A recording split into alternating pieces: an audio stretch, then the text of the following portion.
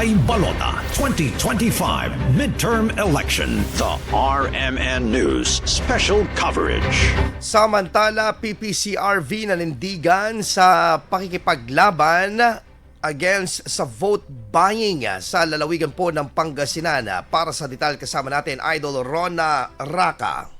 Bantay Balota 2025 Midterm Election. The RMN News Special Coverage. Mariing tinututulan ng pamunuan ng Parish Pastoral Council for Responsible Voting o PPCRV ang insidente ng vote buying na umano'y nagaganap sa lalawigan. Ayon kay PPCRV Luzon Coordinator Trustee na si Janice Hebron, kultura na umano ang vote buying sa tuwing sumasapit ang eleksyon.